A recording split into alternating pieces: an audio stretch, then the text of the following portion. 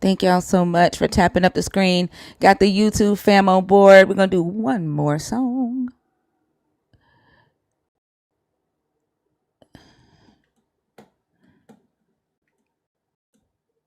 Let's hit this one up right here.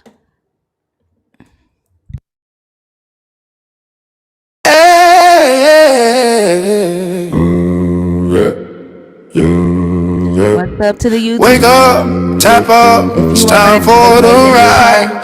Thinker in the room, y'all know the vibe. Welcome in. We live tonight, it's a whole new mood. Tap that screen, if you feeling this groove. Laugh, learn, flip the text on side. It's Thinkers Live, we go all night. Trolls in the comments trying to save my soul, but the check I joke, yeah we already know. Bring your Bible verses, swing them like a bat. We gon' snap it right back, turn the lies to facts. This the late night lane where the truth gets bold. History, human stories retold. So flood that screen, let the numbers climb. We learning, we laughing, it's thinker time. We live tonight, it's a whole new mood. Tap that screen, if you feeling this groove. Flip the text on side.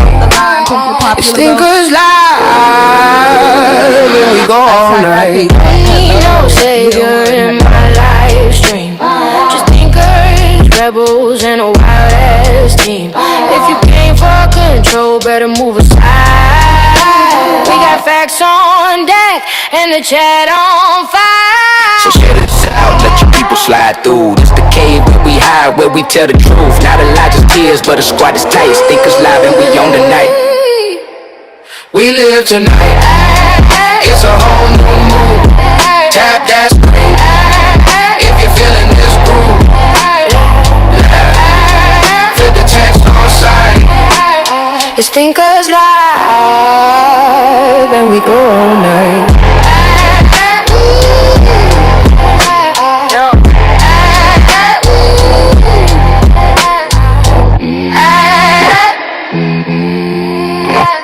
It's Thinkers Live, and we go all night.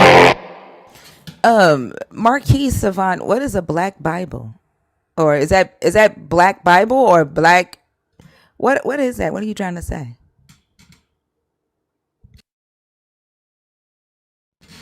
All right, y'all. Y'all know if you show up early, right? If you show up early, you are responsible for making sure that we get on the FYP, and you got to feed the beast. You got to feed the beast. I chose really small gifts in the beginning, so to make it easy. Let TikTok think they're gonna make some money up in here, y'all. All right, the guest box is open. If you are a believer in the God of the Bible, if you are deconstructing, if you are an atheist, the guest box is open. Luna Moon, are you in the box on purpose or on accident? What's up, Chicago? Hey, Thinker, how you doing? Hey, everybody. I'm doing good. Good. Well, hey, Mr. Nelson, what is up, brother? How y'all doing? Good. Yeah, I wanted to come over here and chastise Thinker for not hugging me good enough in the pulpit and stuff. So, the Bible said that if a person doesn't hug you good enough, then you should chastise them in front of the whole congregation, and that's part of the Dragon Plus card for subscribing to her. So, I don't remember putting that in the terms and conditions because, I remember a pat on the back is as far as I go. According to that one lady in that church this week with Sister Mahogany, she was upset about her hug that she didn't receive properly, and she had to chastise a woman. So I'm assuming that you base your Dragon Plus subscription cards off of what people do in the Bible as well. So. Why would you assume that? Why would you a book that I don't agree with? It was a black church though, so I know you're black. I don't care if it's a black church, a white church, a native church, an Asian church, a Latino church. I don't care. Okay. Did you hear about that though? I posted a video about it. Oh, you did? Oh, I gotta go see it. I've been in and out of it. Go look at the video that I just posted. Took me Okay. hours. That TikTok again. Every video that I do, TikTok flags. Right. So I left the creator fund. Man, you and TikTok, y'all I kind of like fucked it. Bobby and Whitney. Like I'm not. I don't even want to say it because the AI will flag me. But Mm-hmm. I left the creator fund. It's not worth the headache. Like they don't pay enough for me to be like stressing about every fucking violation. So I left. But yeah, I made a video and they flagged it. Like it took me hours to edit. It's a song that I wrote called Free Real on Mute. And I did a video, like a music video with effects and everything, but they flagged it because they said I had photosensitivity in the video that would could trigger Mm. epileptic seizures. So please don't use caps in the comments. Caps are for mods and for people who have a vision impairment. I appreciate you following that rule. Thank you so much. But yeah, so I had to delete it and edit the video again with different effects. I, now, this not the one with the hug, is it? No, no, No, I just told you I wrote a song and did. Are you listening to me or are you acting like a Christian right now? I'm going through it, thinking, so I don't know anymore. So How is your headache? Did your headache go away? no, and I'm packing tomorrow, so I'll Oh, be flying back home to Chicago on Monday and stuff. So it's a lot, but I'm oh, better. okay. I'm better today, so it's all good. I can't wait to watch your video about the church lady. Though it's ridiculous. It's ridiculous. Yeah. I think she wanted a little bit more than a hug, though. She started sounding like a creepy uncle, though. Like, hey, where my hug at? So it was strange. Somebody said there's a rabbit hole to go down, and I was like, I don't. It ain't none of my damn business. You know what happened or whatever. But I just the way they mistranslated that Bible to her husband mistranslated that Bible to justify what she did, and that was fucked up. Yeah, that's what I'm I thinking. mean, Like, as not a translate, husband, misinterpreted, huh? I know a husband's supposed to stand by his wife and and all that stuff, but I don't know. It's just what's your take? Yeah, well, I watch your video, but like as a husband, I know you ain't put like damn, this one was wrong, or something. But Yeah, he should have. Like if when he was standing up in front of the church, he tells his church members, uh, "Don't be scared of a rebuke. There's nothing wrong with being rebuked, with being openly rebuked." And then he says, "But that won't happen again."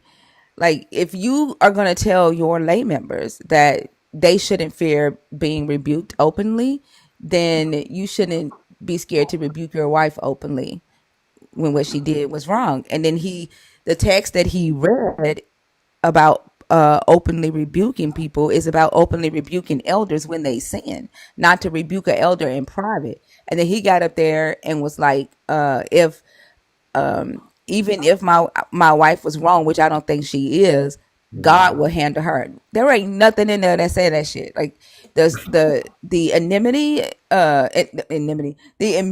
that pastors give themselves, these religious leaders give themselves, and then how they twist the text so that they can have access to say and do and control the people who attend their churches is just fucking ridiculous.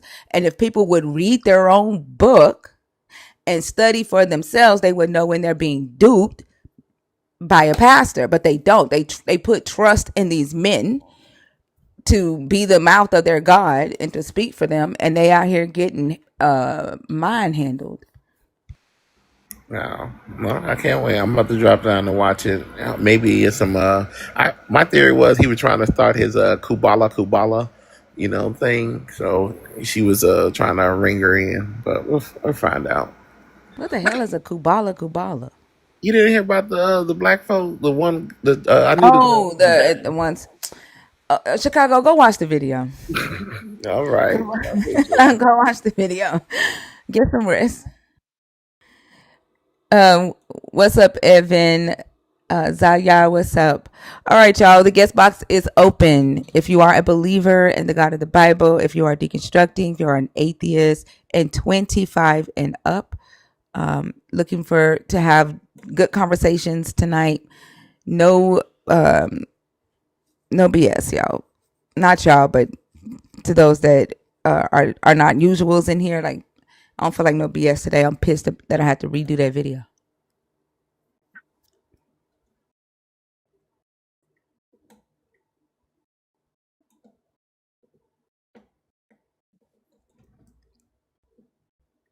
Luna Moon, are you in the box on purpose? I thought I took you out once.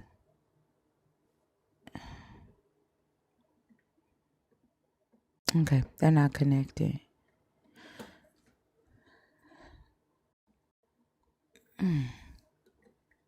I can already tell by the stuff that you typing in the comments that you coming up here to just goodness.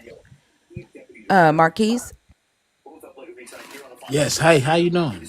good. How are you? I'm good, Miss Nelson. I'm sorry. What? How's it going? I said I'm good. I'm good, Miss Nelson. My name is not Miss Nelson. So, Mr. Nelson. That would be me. Oh, so how y'all doing? How y'all doing? Are you a believer? Are you deconstructing? Are you an atheist? Let me see. Did God No, withhold do you hear knowledge me? of the Did you hear my God of question, Israel? Marquise? Did you hear my question? Say it again.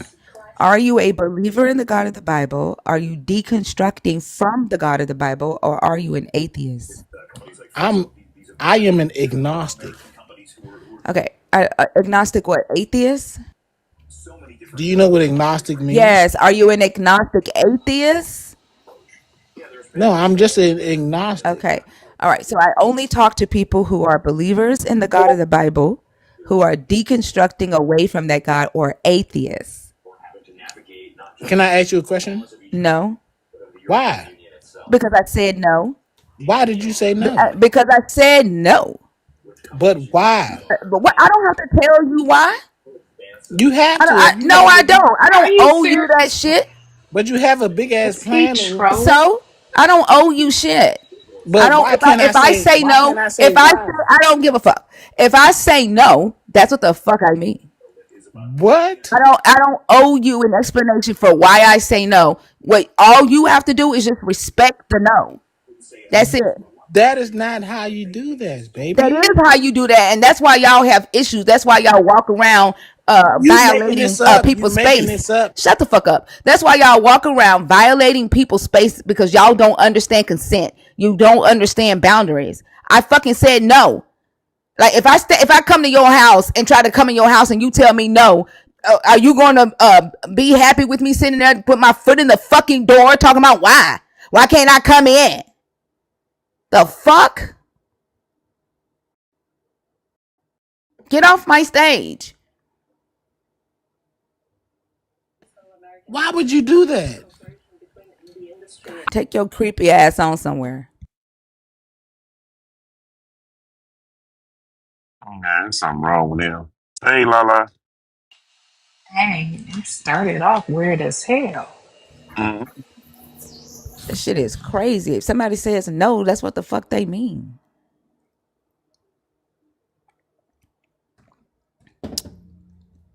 Gregory, I knew to drop him when I got ready to drop him. Those type of conversations need to be had. People need to see what it looks like when people cross your boundaries and how to enforce them. Trini, are you on stage on purpose or accident? Trini? Okay. I hate when people come on stage and go straight on teacup.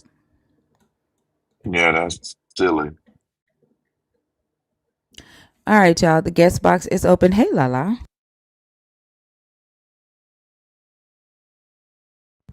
I remember September 11th, but Hey. today is also my dad's birthday. Today is Carmen's birthday too. Oh, it is? Yeah, the his I told y'all he was a foreman at the electric company. They Yeah.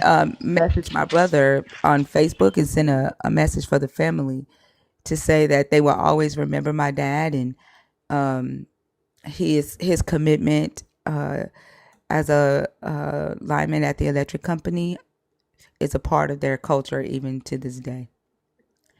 And my dad's been Oh, deceased for that's 17 beautiful. years. Yeah. Oh, wow. Wow. That is super dope.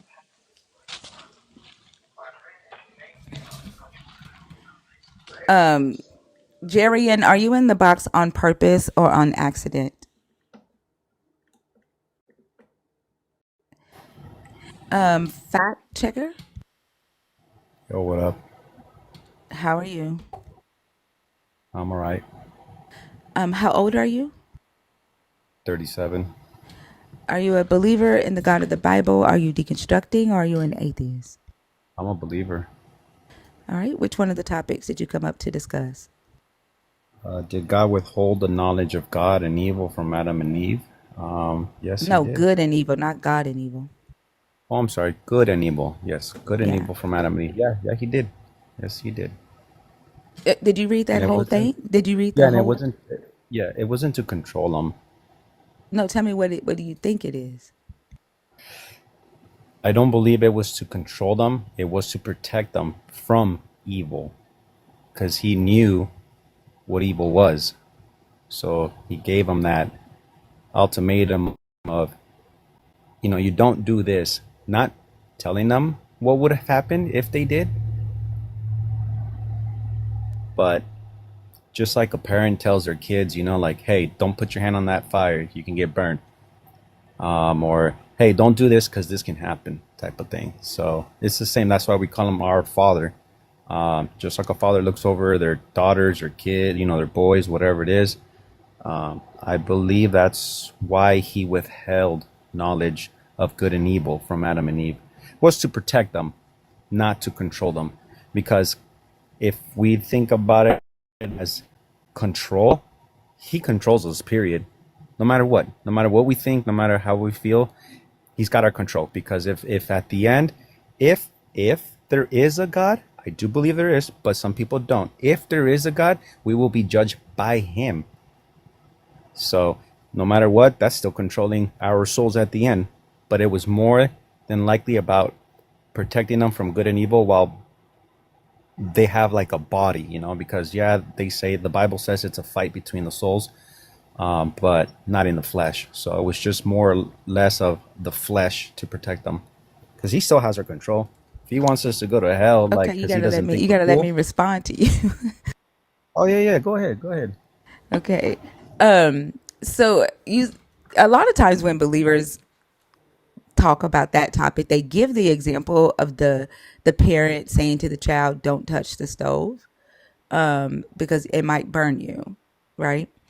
And it tells me a lot. Like when y'all share that example, two things. It makes me think that y'all don't necessarily understand what the knowledge of good and evil refers to, because it seems like y'all believe that not knowing that something is good or knowing that something is evil means that you can't be affected by it or that you can't do it.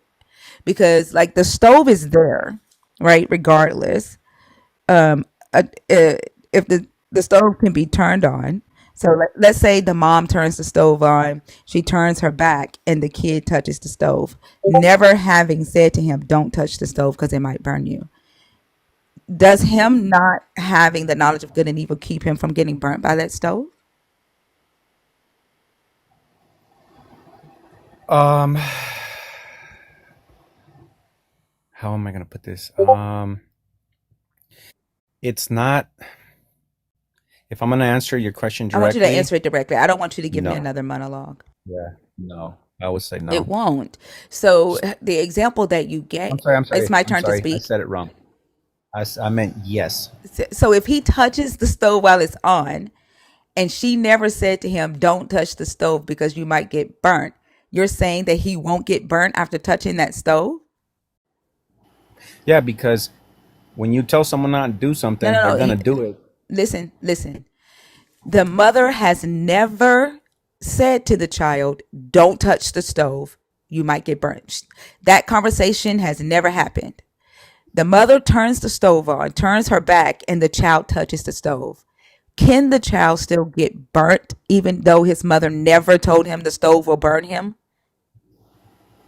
Yes, he can still get burned. Yes, he can still get burned. So not having the knowledge that a stove is hot and can burn you, or a command that says don't touch it, does not stop the stove from burning you if you touch it. Likewise, not having the knowledge of good and evil does not stop evil from affecting you or good from affecting you. And it doesn't stop you from being able to do good or do evil. You just don't know that it's present. You don't know that you're doing it because you lack the head knowledge. This isn't about action, this is about moral consciousness. So you're saying that God is the problem more than the solution? Well, that's what we're here to discuss. Right, that's what I'm asking you. Well, that's what we're here to discuss. I know. Now, So I'm I asking you, is hold on, God the problem or hold the on, hold on. solution? That's a different topic. That's not that I'm sorry, alternate. how You is see that where it says different? alternate topic?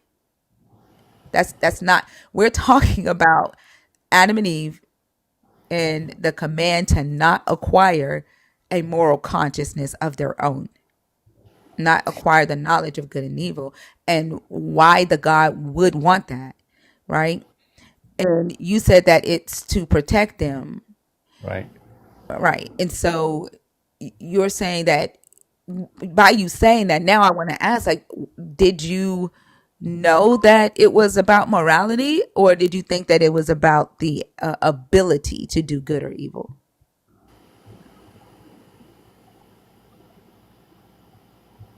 Do I think him giving us the option is more moral than evil? No, that's not what I said. I'm I asked if you thought that the knowledge of good and evil, the tree and the story, if you knew that that was about a moral consciousness, right? About morality, or did you think the knowledge of good and evil was about the ability to do good or evil? Morality. You thought it was about morality, and you still say that he kept them from having their own moral consciousness to protect them. Can you tell me why he would do that? If we knew, it'd be a whole different story. No one knows that. If we It's knew what, why he wouldn't want you to have a moral consciousness of your it's own? when I'm listening to you asking these questions, it makes me think like you think, Don't worry about what I think. Just participate in the conversation. yeah, And I but you keep think moving that's the why it's goalposts further and difficult. further as I'm you're trying. I'm not. I'm not. I'm asking you questions based off of your answers, the things that you say, because I am actively listening to you and I'm really trying to understand how you view this. no, But you're you are actually trying to talking view to it in me your own from a ways. defensive place. You're talking to me from a defensive place, so What do I you don't think think you're that we would be doing? able to have a good conversation. No, it's just you want it your way. Like you don't know how to just listen and kind of you're biased. You're picking your side. If it doesn't put your agenda, you're not gonna like what anyone says. That's the problem with debating. We I'm don't not. I debate don't and fight. debate. I don't debate. So I've what already is told you this? this is a discussion. I'm not debating you. I Okay, have so no the desire. Stop. Stop. discussions I have no are one sided. desire to debate you. I have no desire to debate you. I have no desire to for a win. I am trying to understand, right?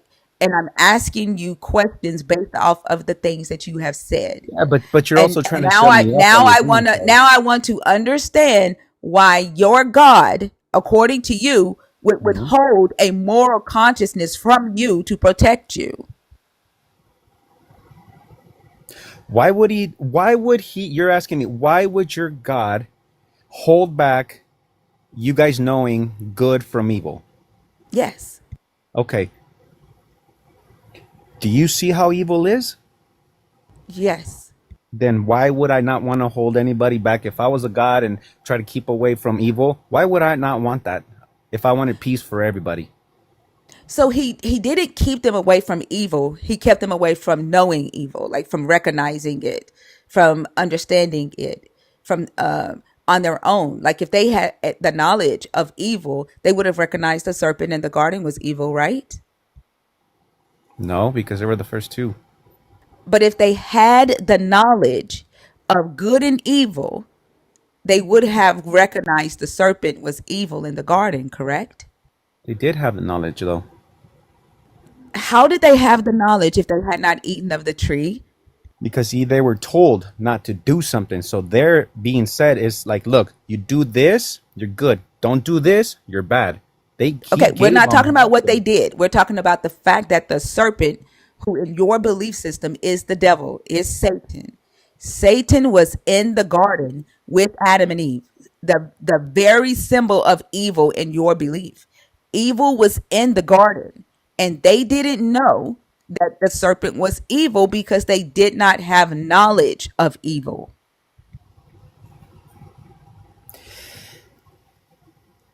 Have you read the Bible? Yes.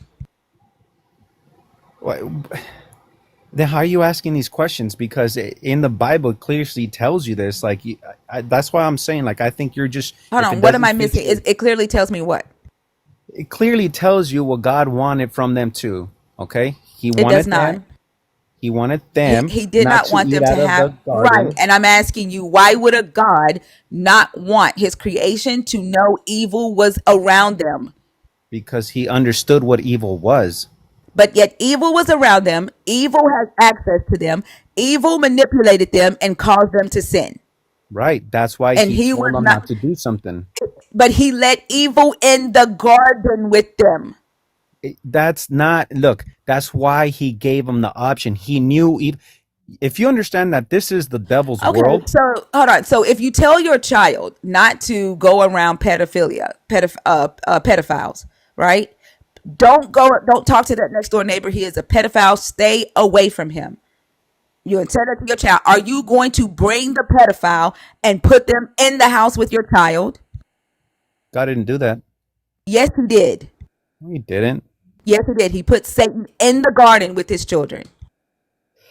You know, respectfully, I think it's better that, I just kind of jump off because I see how you're Okay. going about this, and I don't want to All be right. disrespectful. Okay? You've already been disrespectful. Joe scary ass. He couldn't even answer a simple question. Because logic was kicking his ass and he was getting scared.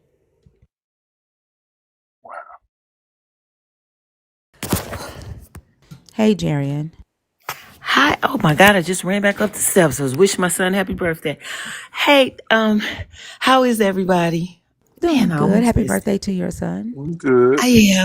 We were singing and dancing. I thought that conversation was going to be a little longer. I couldn't take it anymore.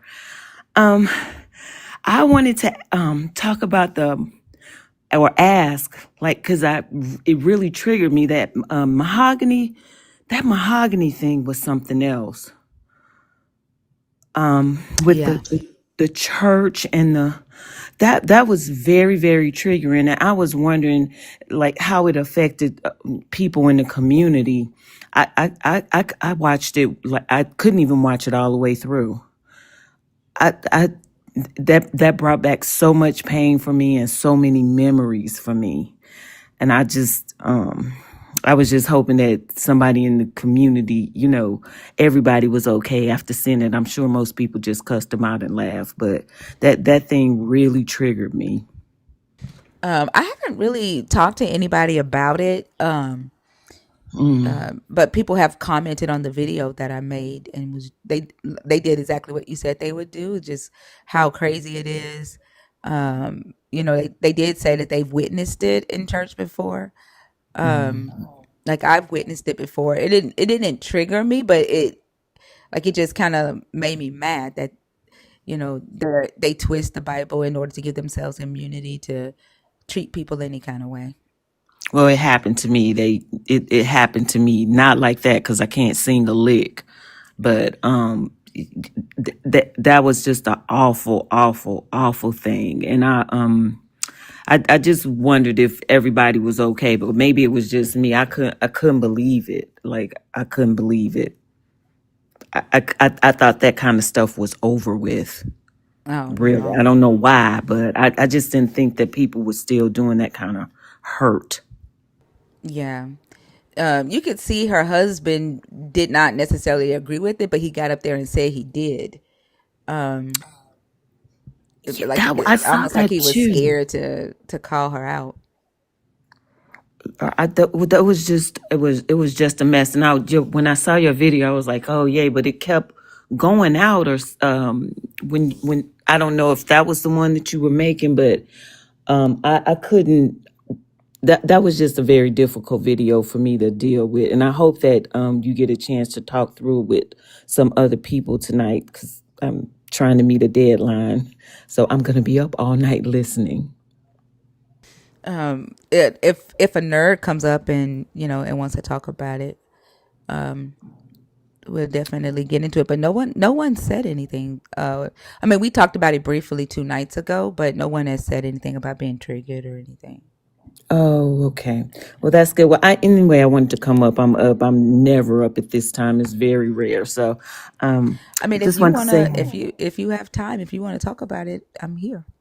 oh, okay, yeah. Well, so it hurt. It brought back. So somebody said something about grooming, and I never thought about the abuse as being groomed in the church, in that way. It is extraordinarily abusive, but when you're in the church, you don't think about it like that. And then I saw Christians saying, well, she deserved it. How on earth does someone deserve that kind of treatment? I mean, because they had just fired her. They Hmm. told her that they couldn't pay her to sing anymore. And she was still going up to sing anyway. And then you want this hug? I, it triggered me so deeply, and I had to think about, like, why is it still affecting me, because it's been so long since any thing like that had happened, because I haven't been to church in shit, I know it's been over 10 years, but just seeing that it was awful. I guess I'm not as deconstructed, or my feelings are not as separated from or detached from the church as much as or the pain that the church has caused me, as I thought I was. And that takes time because it's real damage that they do, and they don't teach about verbal abuse or emotional abuse or mental abuse, and those are the hardest ones to get over. When I was going through my therapy after my marriage, my therapist told me that the physical abuse heals, right? The scars go away, the bruises go away, but the verbal abuse, the emotional, the financial, that stuff takes a while to overcome, right? And the way they, like you say, I've always called it just indoctrination because they're indoctrinating people to become their servants, damn near. But the way they groom people to look at them as if they are like an authority over their life, and they down talk you, they belittle you, and then they throw God in the midst of it. The way that she was saying, God told me to do this, God told me to clean house, right? They put God in it so that they can say and do whatever they want to you to and enact that feeling of anxiety and fear and doubt and worry, you know, insecurity and that unknowingness, right? And they prey on that, like literally prey on that, so that they can grab their claws into you, and do whatever they want and control you and move you wherever they want you to go. And the It reason why was she did that in front of the whole church, one, is because she wanted to embarrass her. She was mad at whatever was going on, and somebody was like, "You need to go down the rabbit hole and see what she did." And I was like, "I don't care what she did. Like, even I don't. She could have slept with that man's husband. She don't have to hug him if she don't want to. What she did was not worth an open rebuke over a fucking hug. Like, I agree yeah, with you on that. yeah, like the whole purpose of doing that was to embarrass her and then to scare the rest of the members, to make sure that the rest of the members didn't treat her that way. That when she left church that day, the other members ran up to her and said, "Well, I'm gonna give you a hug. I love you, sweet." Like, she did that for that reason and no other reason. And validation. Can you it was refreshing to when you were talking about they were using the scripture out of context. And I had never known that, because you hear it all, well, if you don't read the Bible, study it for yourself, you don't know it. But can you refresh what you said about that? About what she said wasn't even it wasn't Well, it's what her applicable. husband said. What her husband said. Her husband used 2 Timothy 5:17-19. Hold on. Let the elders who rule well be considered worthy of double honor, especially those who labor in preaching and teaching. For the scripture says, "You shall not muzzle an ox while it's treading out the grain, and the laborer deserves to be paid." Never accept any accusation against an elder except on the evidence of 2 or 3 witnesses. As for those who persist in sin, rebuke them in the presence of all, so that the rest also may stand in fear. And so, this scripture right here that's talking about elders, it's not talking about like lay members. This whole section is about the elders. Like it even starts off. I think the first verse starts off like this word here also is elders. Do not speak harshly to an elder, but speak to him as a father. Like this whole thing is talking about elders.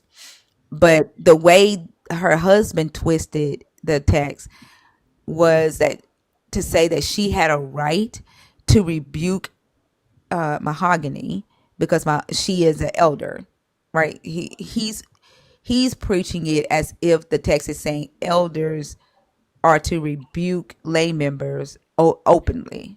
I see. Yeah, but this is saying to rebuke a sinning elder openly, not to do it in private. Give me just a second. Somebody's at my door.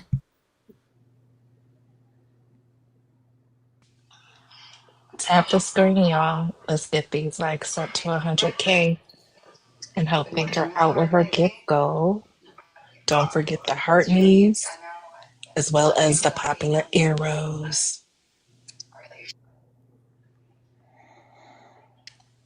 And also, don't forget to subscribe.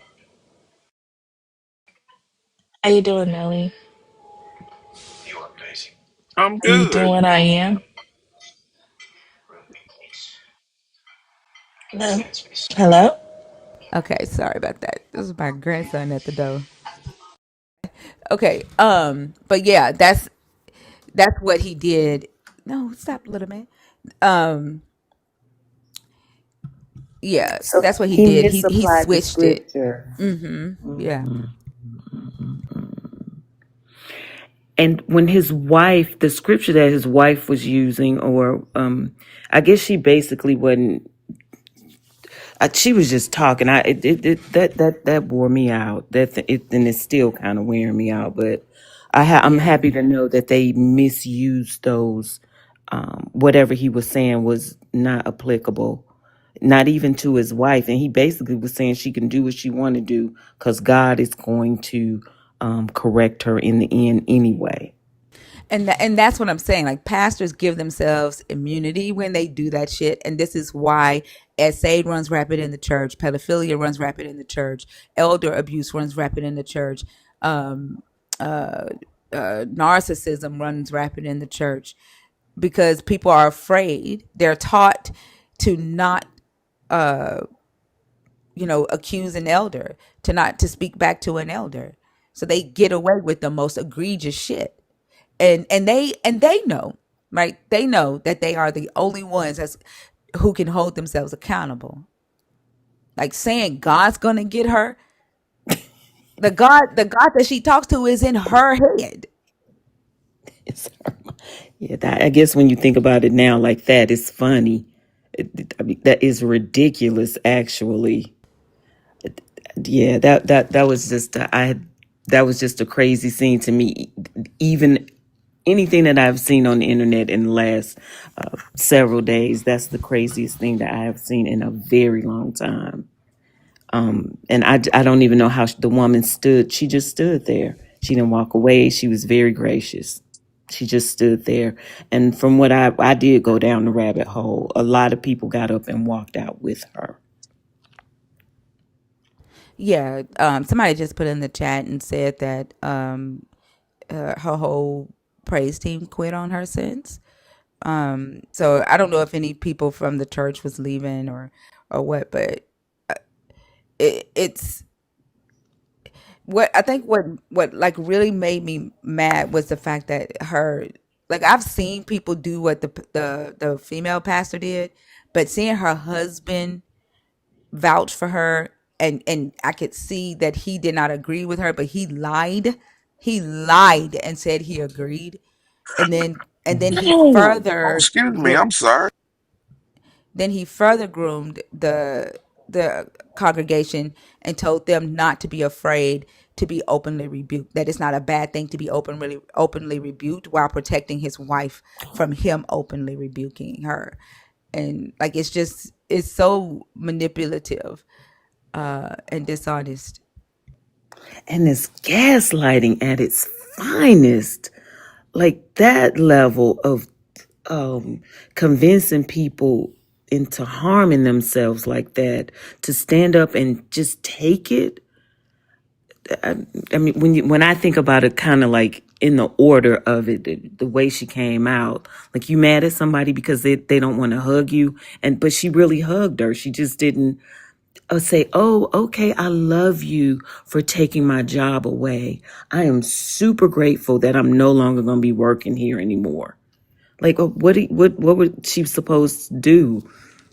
I It's probably that would laugh. forgiveness pacifist attitude that they say Jesus wants them to be, right? Like pray for the ones that persecute you, love your enemies.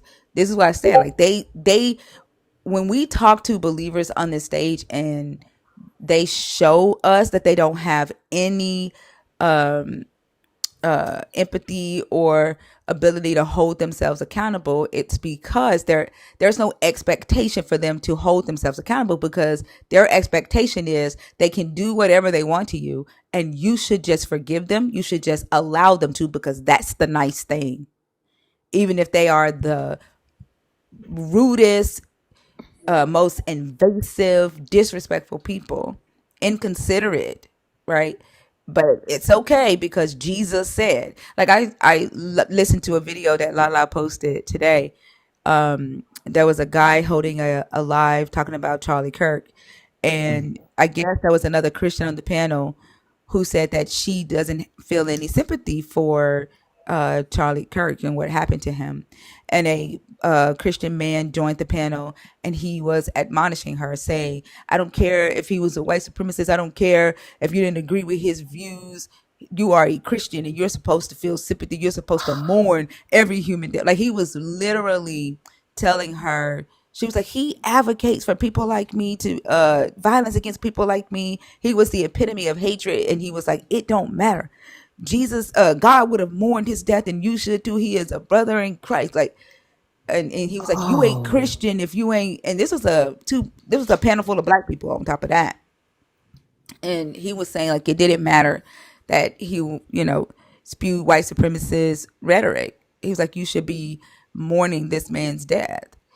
And I was talking to Lala and Fee about it, and I was like, this is that pacifist attitude that Jesus,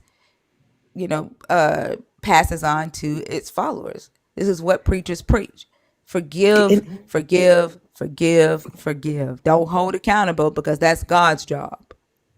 that reminds me of your question, like, or the statement that Christianity is the worst thing that ever happened to Black people. When you think about it in those terms, so now I kind of connected with a thought that I've been seeing that Django meme with Samuel Jackson hugging Leonardo DiCaprio. So maybe that's why I've been seeing it on my timeline so much. Yeah. That's what people are saying, because I didn't realize that Black people were standing up for him, and or were Christians rather are Hold on. Let me standing up. correct this motherfucker in the chat. We didn't kill Charlie Kirk. Black people did not kill Charlie Kirk. Don't bring your ass in here with that bullshit. And not one time did I say forget holding people accountable means killing them. Take that shit on somewhere. Wow. They just hear what the fuck they want to hear. Wow.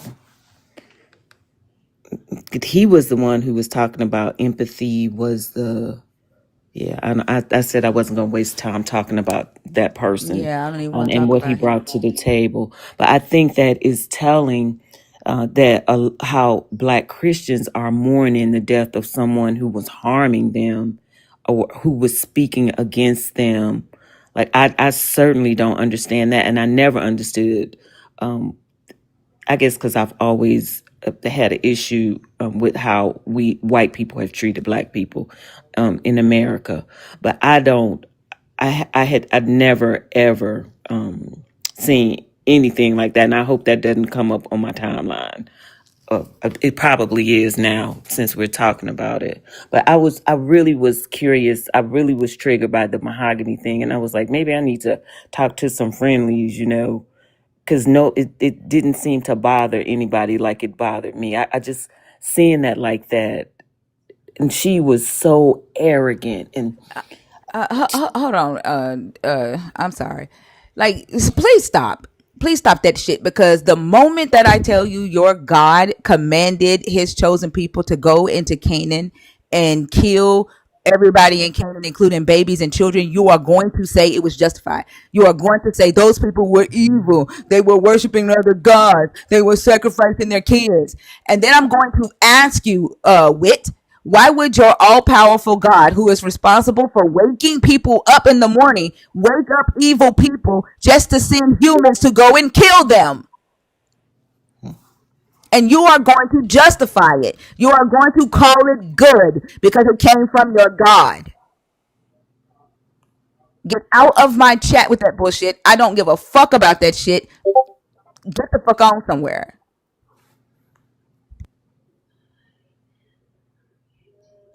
damn, Because, no, you are disrespectful coming in here with that shit.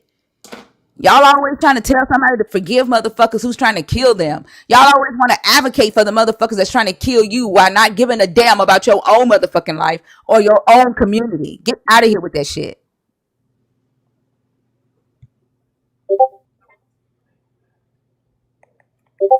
fuck out of here. And the pride in being a Black Christian baffles the fuck out of me. It's not an open panel for your ass, motherfucker. Now, bye. Oh, good motherfucking riddance. That's why I wrote that free will song. Them motherfuckers think they got free will to do whatever the hell they want to hear. No, you don't. You damn right And I got anger in me. And I'm shit. Y'all motherfuckers just mad because y'all can't make me forgive shit. Y'all can't make me be all docile and quiet and soft spoken. Shit. Now I didn't see y'all saying that shit to Charlie Kirk or Ben Shapiro. Y'all Ben Shapiro and all of them can say whatever the fuck they want to say. Go in their chat. Go to Shapiro's chat and say that shit. Get the fuck out of mine.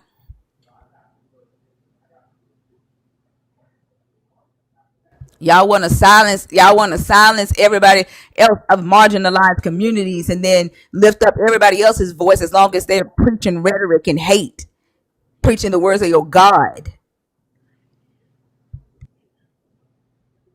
If you don't like my tone of voice, if you can't handle the anger in my voice, then get out.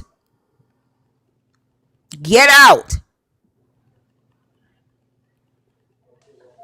You aren't The gonna fuck make out. me. Yeah, you aren't gonna make me be what you want me to be. Get the fuck out and go find a live that pedal placate to what you want.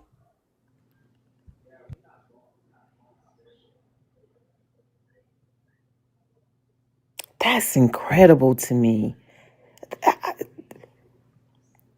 It's almost like Black Christians sometimes feel like it's, if they say, well, you have to go harm your children, they will. Or We ended the live on Wednesday morning with a black Christian guy named Joe. Said that if God told him to, he would go to Walmart, poison all the baby food. If God said that all the babies in Chicago needed to die. no, no. I cussed this motherfucker. You don't have What? free speech in here, motherfucker. No, the fuck Oh, you oh, don't. Free fuck speech this no. motherfucking block. Man, I was about to do it. Yeah, he said that if God told him that all the babies in Chicago needed to die and told him to go to Walmart and poison all the baby food, he would do it because it's better for society that he trusts God. I cussed his ass out and It's blocked so him. sick. Oh my gosh. Christianity needs to be diagnosed as some kind of mental illness, truly. I mean, it needs to be a line or something. That's inhumane. And the crazy thing is like they advocate for it, like that is the right mind to have. And these be the same motherfuckers that will beat their wives, the same motherfuckers that will pour a drink on a woman for not giving her his number, that'll beat the shit out of their kids. Like literally, a black man beat the shit out of his stepkids a couple of days ago. A Christian? I don't know if he's a Christian, but a Okay. pastor was defending him. He Oh. stomped a little girl so bad that tore a hole in her colon, broke the little boy's arm in 3 places, and cracked his skull. We, I don't want to be the first person to be like, I'm so grateful for this platform but I am. Just like when you were talking early, you were being the example of how we have to set boundaries for ourselves, and teaching that live, teaching it like right now in real time. I appreciate that so much because that's a pattern that you can see and then walk with, to protect yourself. That and I wonder how many people really, really have the courage to stand up. I've never seen anybody stand up like that to a pastor in a church. I mean, your fashion. I guess that they wouldn't because they're not quote unquote delivered enough. But that's incredible that somebody said that they would poison babe or put poison in baby food if God told them to. So he didn't even know that that's him talking to himself. He doesn't think it's him. Like they will reject knowledge. And the crazy thing is that the black guy that was on the panel that I was telling you about, he said to the black woman who was also a Christian, he said there are people in this world who live in a different world than we do. When the we is the Christians, he was like, there are people in this world that live in a different world than we do. He said they reject knowledge, they reject facts, they reject truth and twist it. And I'm thinking to myself, motherfucker, that's called a believer. That's All called a day. believer because they will literally twist themselves into pretzels to hang on to their faith. Like that, we don't have a reason to reject facts. We're not trying to justify a belief. I We do see don't it a think lot we're on the talking to live. a deity in our heads. I do witness that when you people are the thing about him saying that two different worlds of Christians. It's just I don't know how you keep up with them. I mean, I guess it's a practice art. I mean, all the lies it's incredible, and then how people come in here and the audacity not to even have the courtesy or the respect to even respect boundaries. But I wonder if they even know what boundaries are because they teach you that everything belongs to everybody and more so to the pastor. So Christianity probably doesn't teach boundaries at all. Christianity doesn't teach boundaries at all. Christianity doesn't teach consent. But these motherfuckers know what boundaries are. They just don't think they have to respect them. Boundaries make them mad. Boundaries to them feel offensive, feel rude, feel angry. But they know what boundaries are. My boundaries hit them motherfuckers in the face every time they come in here. Well, this is true. And I think it's a great lesson for them to learn by even interacting with you. But then what's crazy to me is why do they come in here? When I first started listening to your live a year ago, I was like, she fucking going off on them. Why won't they just get off the stage? Like, do they think that they're going to convert you, or like, why do they No, even it's come in their here? ego. It's their ego. It's me telling them they can't do something to me.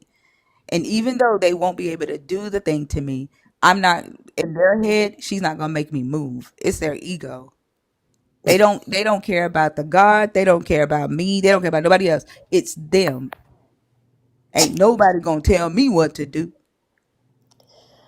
And it's crazy because it's their ego that's their God, and they think that they worship in something so wonderful and awesome and magnificent.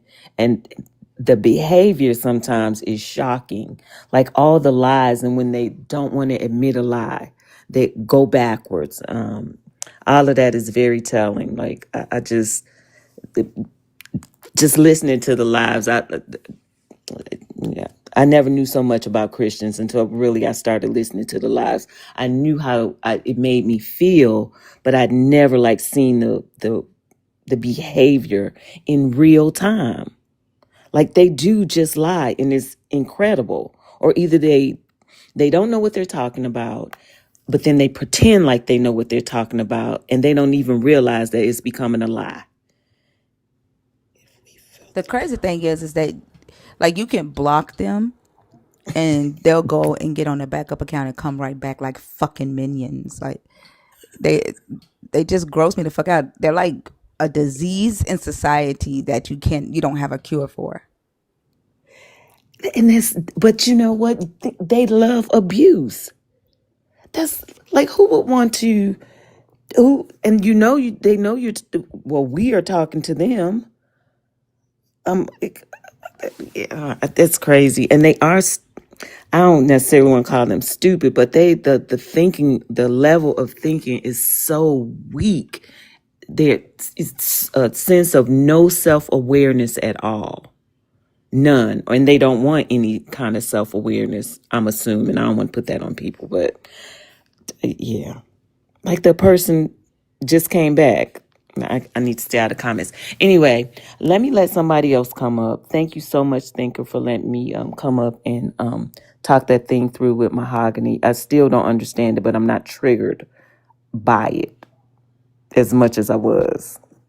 You're Still kind welcome. of hit me in my gut a little bit. But all right, well, I'm going to be listening because I'm trying to meet this Saturday deadline. So hopefully we'll have some good conversations that'll keep me up. I hope so. Y'all gotta wake up in here because we are an hour into the live stream and we still at the same amount of people in the room. Let's make sure that we can keep the guest box full tonight, or at least back to back. Y'all know what's gonna do that. Being active in the chat, gifting, especially the heart me's. If you're a part of the team, make sure that you check in with your heart me and send your popular votes. Please don't make me have to work really hard to keep the live going all night. Thank you so much, Jerian. All right, y'all have a good night. And I know how to let myself down now. I'm grown on these streets. All right, have a Have a good good one. night. Thank you.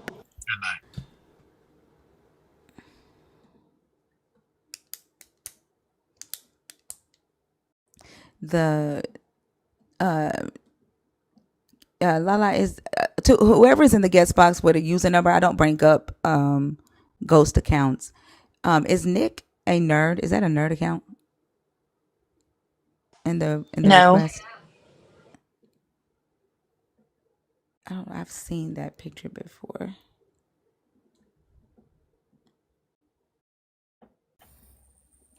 Nick. Hello, Nick. Yeah, I didn't think so. I think they are friendly though. All right, y'all. The guest box is open. We're probably gonna have to do a reset because I don't know if we're on the FYP or what's going on. But the live isn't going up in views, so I think it's just us in here.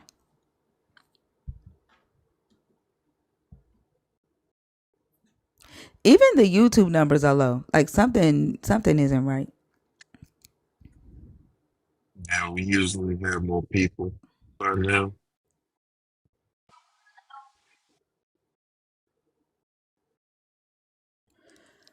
Yeah, I think I might have to do a reset.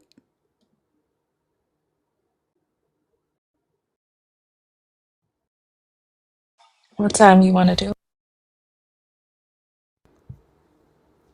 I don't think they scared. I don't think they're scared. They ain't the ones out in the public. I don't think anything about the Rastafarians. I'm just gonna go ahead and do it now. Like it's too early for it to be this quiet. Um, I don't know, but like this is starting to be a normal thing, and that I can't. I don't know. I want to keep doing the lives for y'all, but if this is gonna be the norm, I don't know what to do. Like, there isn't a reason the numbers should be going backwards instead of growing.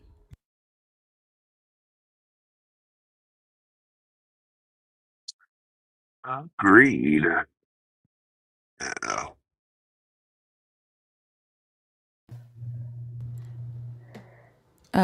What's your name? What a wonderful kind of day. That's a lot to say. What do you want me to call you? You can call me Day. Okay. How old are you, Day? 21. You got to be 25. Okay. I'm sorry. That's okay. Have a great one. I thought she was gonna say she was older than that. Oh, me too.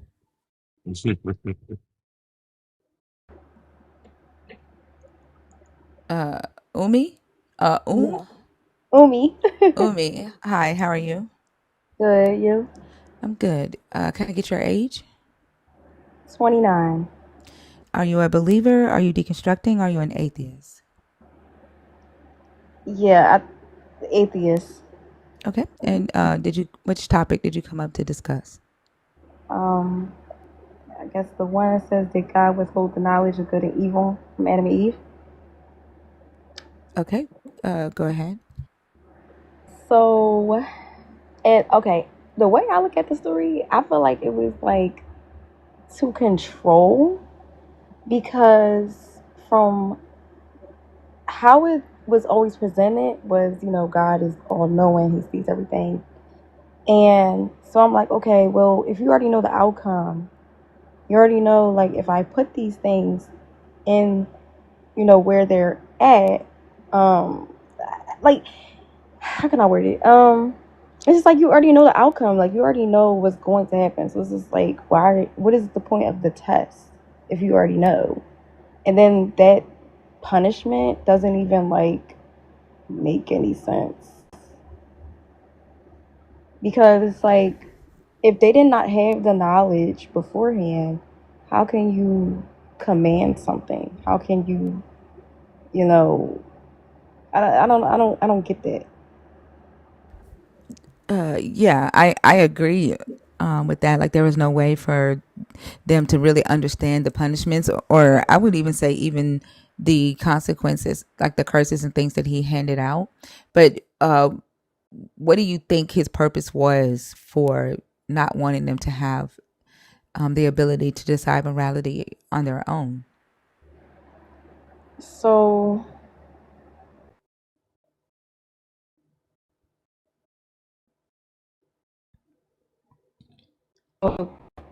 I'm the sorry, free will. you cut out. Oh, can you hear me now? Mm-hmm. Okay, so um, basically, like, yeah, to keep them in like the NPC state. I guess that's the only way I can explain it because I mean, what is the purpose of create?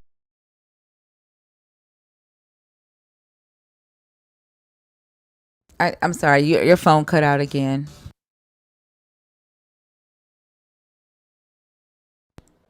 Umi.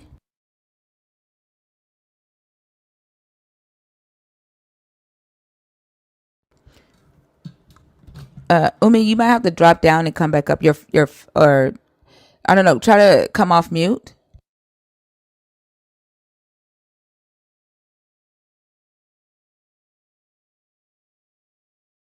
Umi, Ye- Yes, can you hear me? we can hear you now. Like your phone went out. Okay, I'm sorry. I don't know. That's okay. I think it just went out again.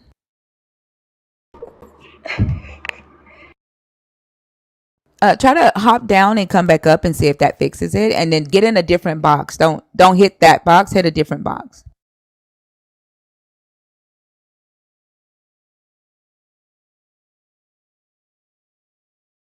Can you hear me, Umi?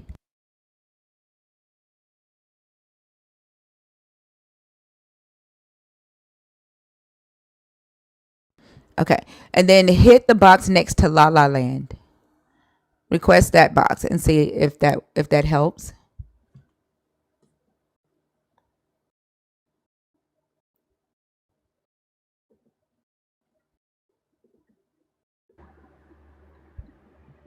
Okay, can you say something? Hello. Okay, I can hear you now. Okay. Yeah, so I'm a hurry my statement up. So basically, yeah, I think it's to control and to keep them in that NPC uh state. Because I mean, if not, why was the punishment so harsh? Yeah.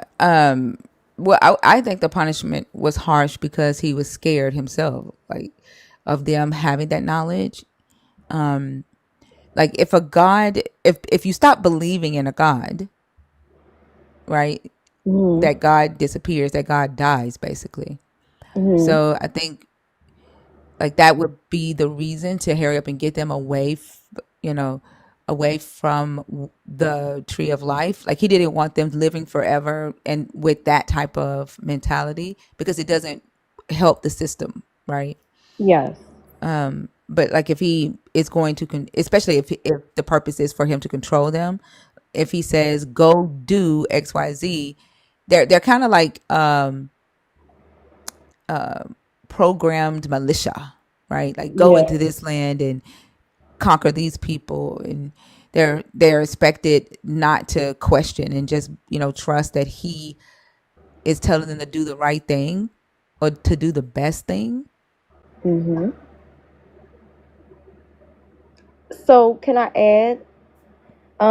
I always had this theory, um, about Moses' task in leading the Hebrew Israelites to the promised land. And I'm like, well, the promised land is sounding like the Garden of Eden. It sounded like, what if the promised land, like, the only way I could put it is like a trap to get them back in the same mindset, to get them back in I don't know. Well, that's what the eternal life is. Like once they go back to that mindset, then they're worthy of eternal life. So yeah, I think you're spot on. And like they were expected to just trust Moses. They were expected to trust that Moses was actually speaking to the God, and that the laws and commands that he was giving them was from the God. And so they were not expected to question. They weren't expected to, create their own rebellions or pick their own leaders. If they did, they got killed. They Hmm. were Moses when they got hungry. No, they were thirsty. I think they wanted water. They were about to die of thirst, right? Mind you, they're in the freaking Middle East where it's hot as hell, Yes. right? And they're asking for water, and Moses in so many ways go, why are you tempting God? Like they're like, you gonna give us something to drink, we about to die. And his answer is, why did you tempt the Lord your God? Like what? I'm asking you for a basic human need. Like you went and got us out Hmm. of Egypt where we had water and food, and now we in the desert wandering for 40 damn years. You Yeah. can't feed us, you don't have water, and you telling me asking you for water is me tempting God? Like that was the Yeah. ultimate gaslight. Yeah. Promise people, but don't have promise water. Exactly. And that's what people do in the church today, right? Like the moment you say, like especially like if it's a leader and you remind the leader that they said something, or that God promised a thing, the first thing they say is, don't tempt the Lord your God. Somebody yelled that out on Oso's live today, Zeno asked him a question, and it had nothing to do with testing God or tempting the God. And he just yelled out to her, "Thou shalt not tempt the Lord thy God." That's what God told me to tell you just right now. And we just started laughing, like, where the fuck that come from? And that's like similar to what Moses did in that story. Yeah. I feel like we're on the same wavelength. Because normally when I say to people that what I said about Moses and them going back to the front and that it's a trap and things, they look at me like I'm crazy, and I'm just like, are we reading the same thing? Like I don't know.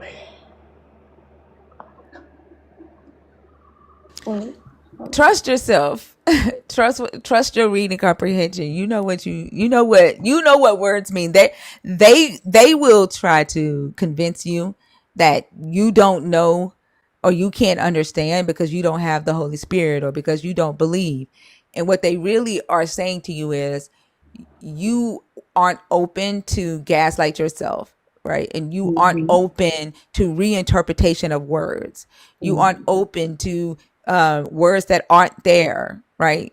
Yeah. With believing that there are words written between the white spaces, which is what they come in here and tell us all the time. Like, ain't no fucking words in those white spaces. Yeah. So trust what you're reading. Like When you know what you understanding. Yes, when I I told myself, listen, let me reread things to get my own, because like I feel like when you go about it, someone's telling you, and I never worked like that. I can't do that. I gotta go and I gotta do my own due diligence on on it. And I don't know, it's just like when I did go to the temple and I'm reading these things and I'm like, this does not sound godly. Like, especially, I think what really awoke in me was the Abraham story, and basically, like, him about to sacrifice his son to prove how loyal he was and things. And I'm like, this does not sound good. Like, why such a, I don't know, like a test? It's just like all these tests, and they're like, I don't know, it's weird. It's very weird and manipulative, and it's traumatizing. Why would you even do that to your son? Like, I don't know.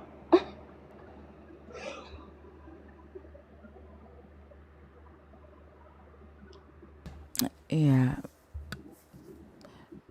Um, did you have anything else? Let me see. Okay. I think another thing I want to say is I think people are too, what's the word I want to look at? Okay. I know this is kind of like off topic, but from what I notice when I talk to people, I think it's like a very narcissistic way of like thinking, because you tell them these things that are going on in the world. I mean, they see the things that are going on in the world. And it's just like, they'll be like, oh, thank God I got a car and a house. But then you tell them about all these people that's dying around the world and things like that. And then it's just like, well, oh, he works in mysterious ways or whatever the case may be. So he can get you your car and he can get you your house. He cannot help people in need. Like, this is so backwards. Yeah. Well, we talk about that in here all the time. It's just a part of them gaslighting themselves, and then they become indifferent to humanity and the suffering in humanity, so that they can continue believing that a God is blessing them because they have the power. Right? They have the power to get a house because they have to, regardless of how much they pray, they still got to work on their credit or make sure they have good credit.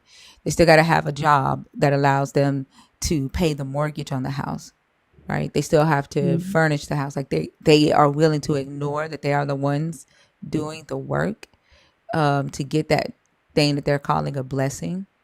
And then they know that that every night before they go to bed, a lot of them are praying for the people who have no food, but they know those people are still going hungry. They rather ignore that because they can't do anything about it. Mm-hmm. So they become indifferent to the suffering of people, and make excuses for it, like free will, right? Yeah. Or God is testing them, or some people have to go hungry so they would know good when they get it. Like bad has to exist in order to know good. Like they've come up with all kind of justifications for why their God isn't feeding hungry people, housing people, getting rid of the people that are, you know, causing violence on the earth the way that they see him in the Bible doing it. Like they've come up with all kinds of gaslighting excuses to tell themselves. Mm-hmm. You don't need no book to do good. Yep, that's true. Well, I definitely thank you for coming up, Omni. It was a great conversation. Thanks. All right. Thank you. Have a good one. You too.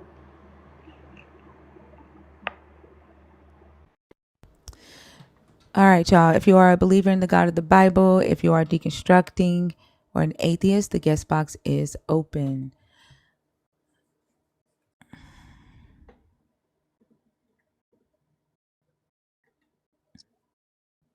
Um, we still stuck at 373.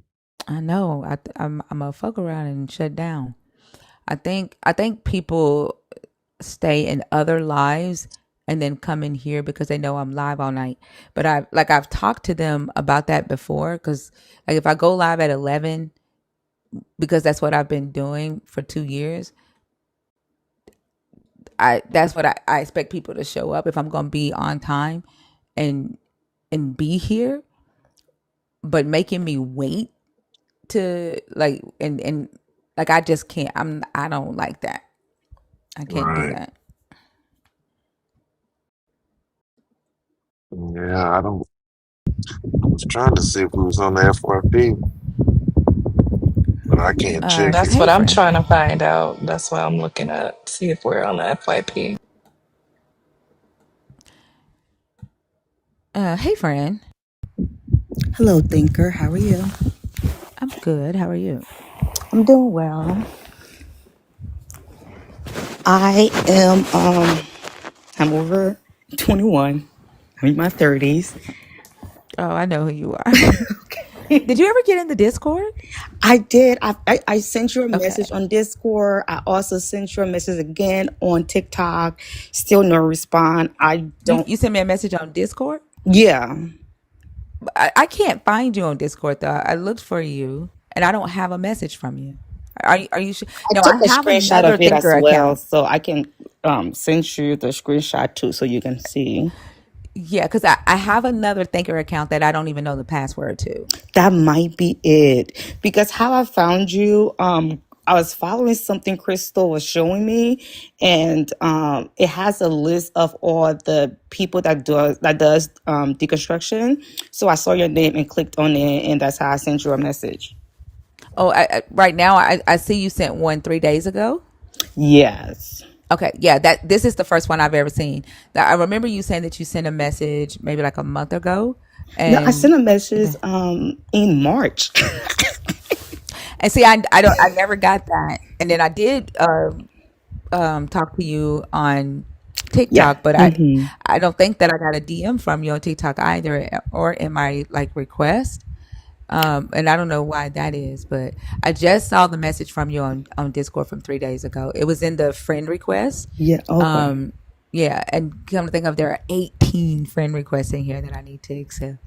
But yeah, okay, so I got that, and I'll read that later on. What did you come up to talk about? Just to keep your life going. So, but we can talk on the first topic. Okay, so I am going to tell you. So I don't want to keep the live going if it's not like if it's not productive, if that makes sense. So Thinker, like I I stay up to listen to your life. I should be sleeping. This life no has me no I going. know I know, but I've always said this. Like if I go live, it's I'm an intentional person, right? Like I don't just talk just to like shoot the shit.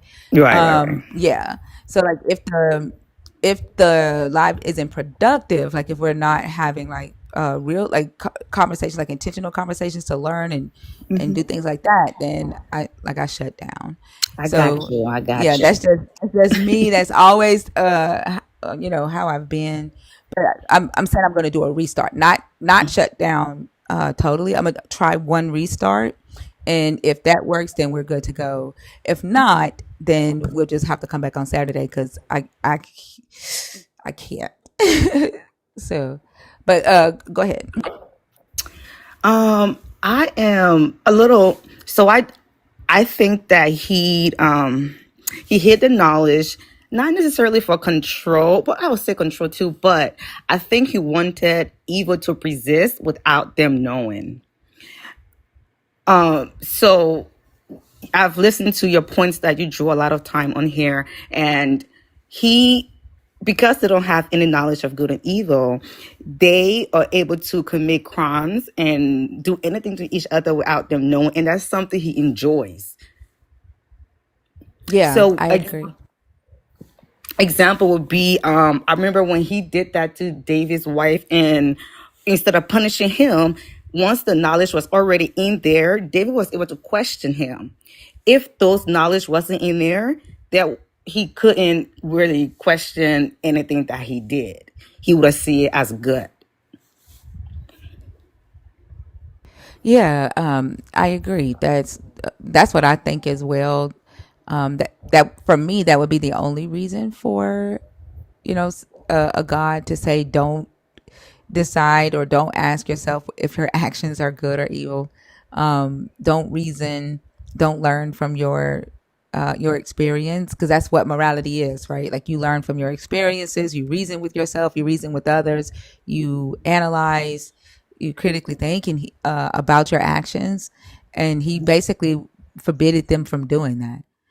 And so if we compare it to modern day slavery, in the antebellum South, how the slave owners didn't want their slaves to learn how to read, right?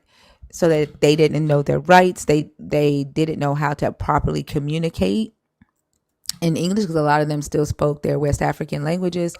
It was so that they would have to depend on the slave master and just do everything the slave master said to do, and then it prevented a lot of rebellions, and so it made it easier for them to manage their labor force.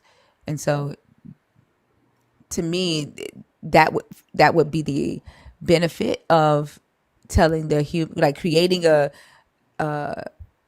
creating humans and telling them just depend on me to tell you whether your actions are right or wrong. It's just so that he can say go do, and they just go do. Yeah, and you can see a pattern of him constantly getting upset when he's being questioned. So he don't like it. If you don't know what is good, you can't really question my motive or my action to you. So well, the control part was kind of throwing me. I was trying to fit the control in it, but I can't see why you would say control. But I just think he has a deep, he gets thrill from seeing evil persist, if that makes sense.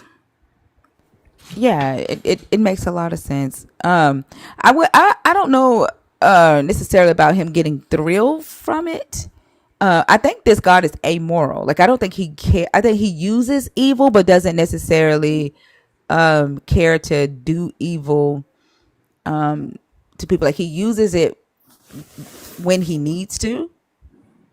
I don't. The things that he do good, I don't necessarily see him doing like anything good that he didn't expect, like loyalty or obedience in return for. But he's very focused on his goal, and whether he has to kill somebody, like if he has to use evil to kill, to cause catastrophes, to punish, right, to cause slavery or famine, he'll do that, right? But I don't necessarily think that God is evil. I think he's amoral.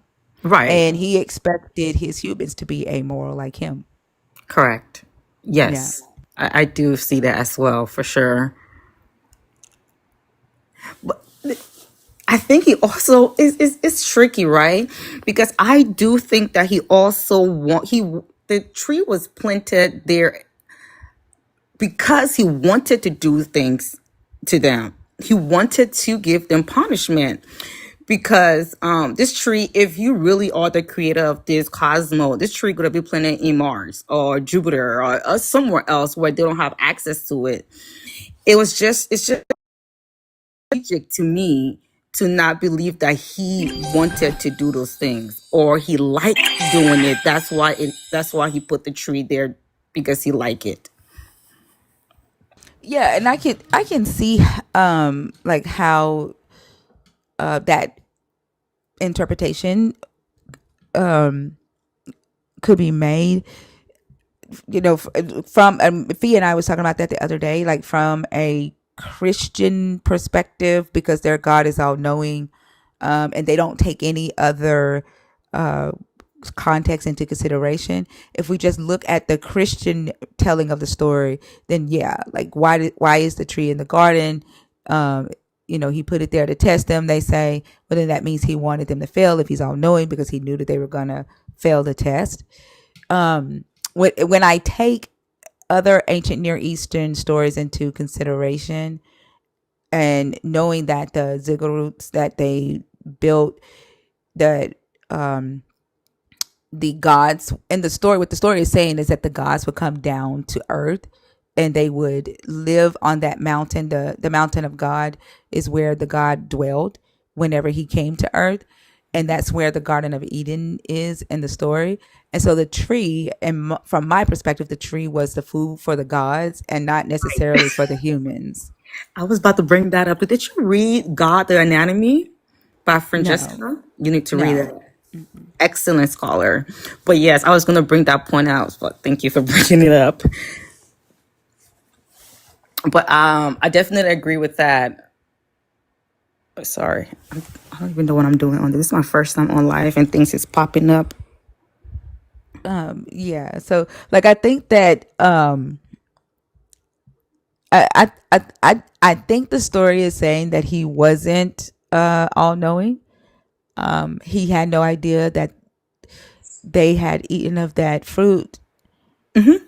He expected them to just not do it because he lied to them and told them that they would die, and he thought that was going to scare them enough away from it. And it's similar to the story of Adapa and the food of life and the food of the water of life, where AI tells Adapa, when you go before Anu, which is the big god, like El Elyon, El Elyon was going to give, not El Elyon, Anu was going to give Adapa eternal life, because Adapa was an intelligent human, and he was like, we can't have a human this intelligent amongst the other humans, and it might cause trouble. And he was like, we need to make him a god, because Adapa was going to get punished for killing a god. And so Anu was like, we're just going to make him a god because he's too intelligent. So AI didn't want that. He didn't want Adapa to have eternal life. For it doesn't say why, right? Like that story also leaves for interpretation. Is eternal life good or is it bad? Because why would that Babylonian god lie to the human to keep the human from getting eternal life? Similar to how the Hebrew god lied to the humans to keep them from gaining the knowledge of good and evil. And what I see similar in both of these stories is that, much like the elite, how they, do all of these marketing games, and they make the barriers to entry to certain industries really hard to penetrate. The gods did the same thing, right?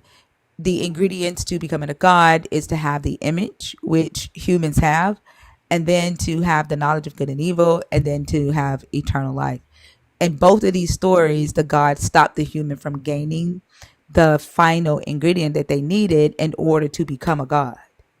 And so if a human becomes a god or recognizes that they are just like the gods, then the gods become irrelevant, Correct. right? Yeah. Yes. Yeah. And you see it with the Tower of Babylon as well. Um, when it comes down to, I want to touch a point on you mentioning the unknowing aspect. I am not I'm trying to understand where did it get the unknowing aspect from, because in Genesis, after God regretted something, he regretted making humans. That has to point to you that he did not know what was going to happen. And when that happened, he regretted making them. So he can't be all knowing. So then when we push down to Genesis, when he came, when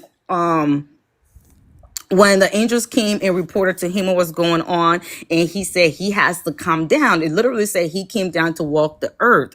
He can't be unknown because he needed to see what's happening physically on earth. Yeah. The Christians have some apologetic for that. We run into this issue when they marry Hebrew texts with their Christian text, because the Hebrew God isn't all knowing, right? So we can see that the text is saying that the God doesn't know some things, but for Christians, their God is all knowing. So they have like apologetics to say, oh, he was being sarcastic, right? He was being rhetorical. He wasn't really asking them where, if they had eaten from the tree. He already knew. He was just being sarcastic. So Like, then that's their answers for it. how do they combat when he came down to look at what was happening? Not in the garden. In Genesis, I forgot the story. I think it was around, I think it's the Lot story. Is it? When he came down to walk the earth, when he said, I will go down to check for myself. I'm quoting him right now. It's been a minute since I went back to read that story. Do you Yeah, know I what I'm talking forgot. about? I forgot the apologetic for that. Like, it's been so long since I've talked about the omnipresence of the God. Like, because one, like, a lot of times I don't get into those types of conversations because, like, I used to when I first started doing the lives, because I was really trying to understand how a believer engaged with the story, saying that the God came down with two angels and ate with Abraham. Like, Abraham literally cooked him dinner. He had like 32 cakes and Right, goats right. and shit, right? Washed his feet and Oh my everything. gosh, I'm sorry. But there is a book called Who Wrote the Bible, and it talks about how scholarship evolved over time from first century, fourth century Rome until modern scholarship until today. And it talked about how the two different natures of the Hebrew God and the Christian God are. And the Hebrew God, although the Hebrew God does have a sense of like all knowingness, omnipresence, that God isn't like one big space like the Christian God is. So that God is omnipresent in everything, right? Like in people, and animals and trees. So it can move around, where the Christian God is everywhere at the same time, and so it's immovable. Like it can't move, right? And so when we Correct. ask them that question, we did a lot about it. Nelly, do you remember their answers to, like, it was a bunch of like gaslighting. I can't even remember what their apologetic is for it, but like I've gotten to the point now to where I just accept what the text says, right? I don't even try to like understand the all knowing. I mean the Right. omnipresence of the God, because I now have an understanding of where that idea came from. Okay. Okay. Yeah, so it would have to, a Christian would have to take, because a lot of times the nonsensical shit that they say I throw out as soon as I end the line. Right. Because it really don't be making any sense. Like, Yeah, you're trying to um just throw anything and hoping something stick on the wall. Pretty much. It's yeah, just what it Yeah, is. that's it. They're fighting for something to stick, right? Something we learned back in medical school when a disease come up, they will try everything, and then one of the stuff is gonna stick, and that's what they're gonna go with. That's just what it is, especially in pandemic and stuff. You see that in COVID. Yeah, I kind of recognize it with that. Yeah. Nelly, do you remember some of the apologetics they gave for the guy coming down and eating with Abraham and walking and saying that he need to go down? And I can't I even don't remember. remember. I'm not gonna even lie. I cannot remember a lot. I can't remember even that conversation. It was a long time ago. It was when we first started doing the lives, when we would talk about the God being omnipresent, but yet he's moving around, becoming a human. Like, how is he this angel here eating? If he's here eating with Abraham, does that mean he's nowhere else? That's And Right. it gives similarity with the Hindu religion, with the one guy who multiplied himself everywhere to like many gods. yeah, but the Christians don't. The Christians wouldn't say that though. I know they won't. I'm Yeah, just comparing like understanding from the different religions and stuff. yeah. I I But see, want to the make. the Hebrews were the Hebrews in the north were polytheistic, right? And so you do see kind of like a mixture of polytheism and monotheism mixed together, sometimes in the same chapter. Right. Yes. Yes. Yes. Yes. You do. Um, I'm not sure if you're going to allow this, but I wanted to touch base on Jesus being a problem. I know how you go with your life. It's one topic at a time. So if you don't, I understand. Well, no, you're a blue butterfly. You're good. So, the reason why I think this is such a huge problem because it's complete delusion, right? Somebody you have never met, you never seen, like you don't even know if this person existed or not. And then you claim you have a relationship with them. And then you claim that this person is telling you to do something. I don't I'm sorry. Say understand. that again. Okay. Say that again. You can hear me better? Let me put my volume up. Yes. Okay, so being a problem is such a huge problem mentally, right? I'm from West Africa, Liberia, and it's such a big problem. And what really gets me is that people, grown human beings, think that a person they never met, they never seen anything of, they feel like they have a relationship with this person. This person is giving them direction to do something. That is a problem. Yeah.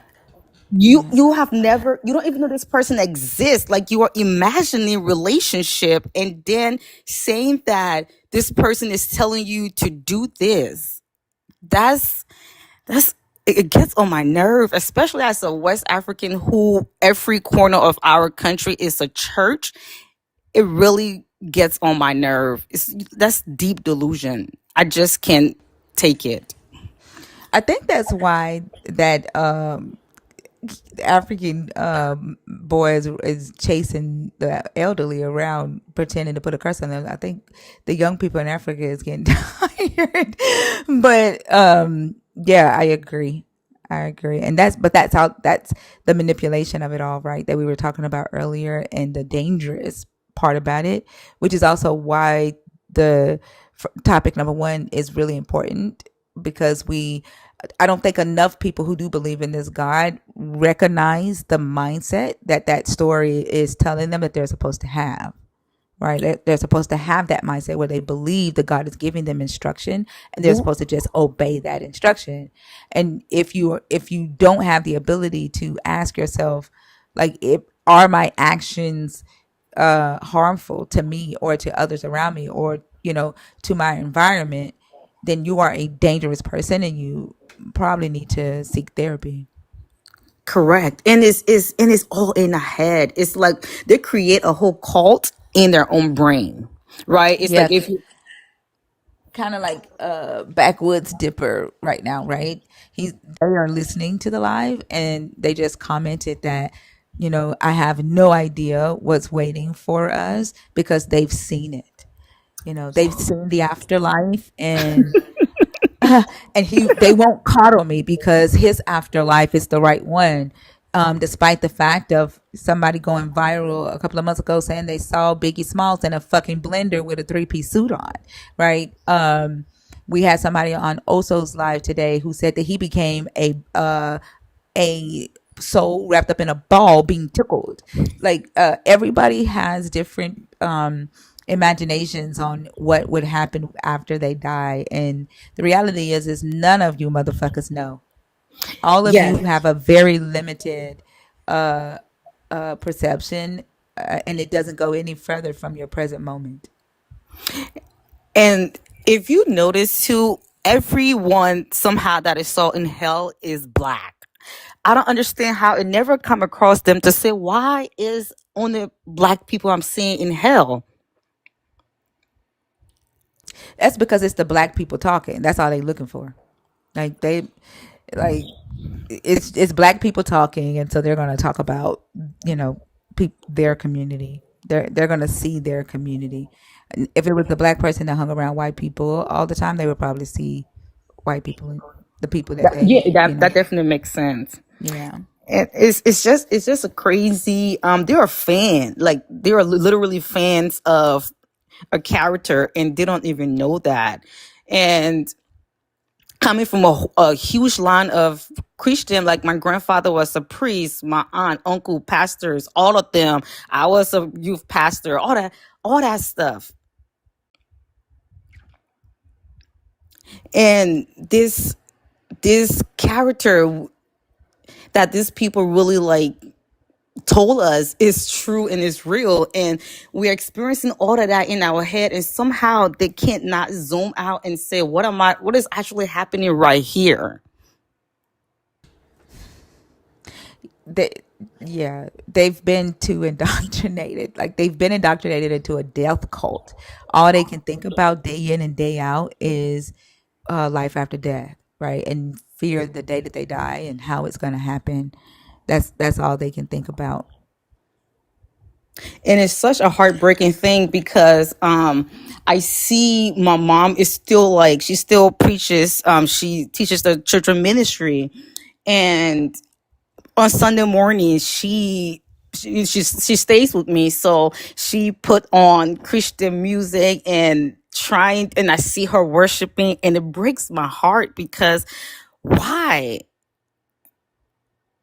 And no matter what, I try not to tell, because my mom is she's older, she's in her 60s, so I can't really push down on her so much because I see that that's all she knows, and she doesn't really want to hear it. Like when I'm talking, she's like, I'm not ready to hear this conversation yet. And I see her go through all of this mental state of this Jesus, and it's like that Jesus put them in a psychosis, and it's ruining them. It's really destroying their lives little by little, and they cannot see it. And not just speaking personally, I'm talking like from our continent. It's literally destroying our continent. Like our entire country is Christian. So ridiculous.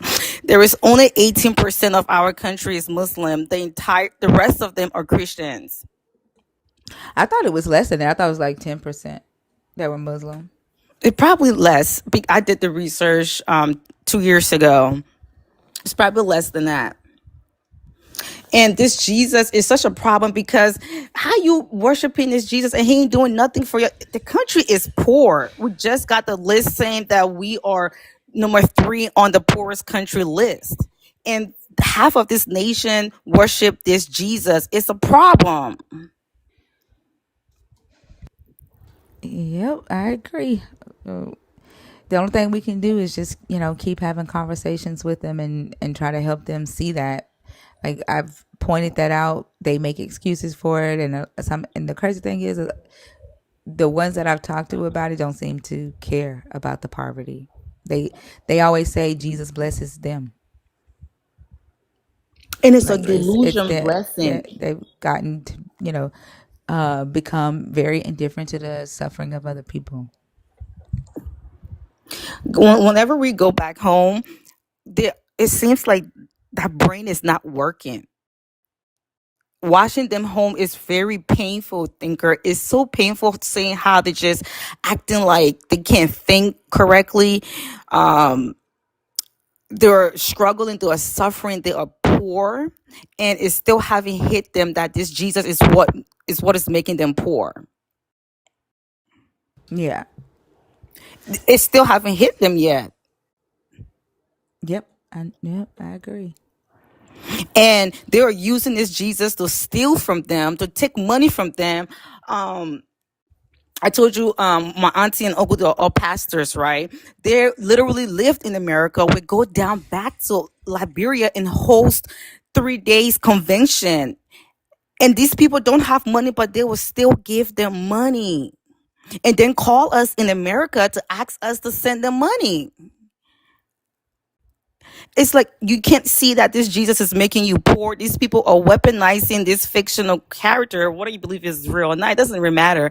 They are weaponizing this character to keep you in poverty. Do you think that they're mixing traditional African spiritual beliefs with it? Like playing on the fact that Africans are highly spiritual people, like the culture. Do you think they're mixing that to increase the fear? Because it is like the indoctrination is like really, really high, and it's like nothing I've ever seen. Like having conversations with them, you can't, because they just repeat a catechism and they just want to preach. Like, do you think they're like playing on, not playing on, but preying on the fact that Africans are, really spiritual people? When you said they, The pastors. um, I think so too. Yes, I do. And I think they don't even believe what they're saying. They just want money. For example, right? Um, not too long, like a couple of months ago, they had a Nigerian pastor went back home and they had a 3 days tirade. I don't know if you know what that is, right? That's how we call it back home. Like a revival? Something like that, yes. And the football stadium, not football, I mean like African football, not American football. The football stadium was full, okay, for 3 days straight, right? And these people was calling us to ask us for money for them to give to those pastors for blessings. Yeah, that's why I think they're preying on their spirituality and Yes. the ritual of giving, so that they can hope that their suffering is ended, and then they see how successful the pastors are coming. Like this, the pastors will then testify about how God blessed them, or they'll go and like do a small blessing to somebody, and then they'll say God did that for that person, so the people will continue to give. And it's a pretty sad thing to see.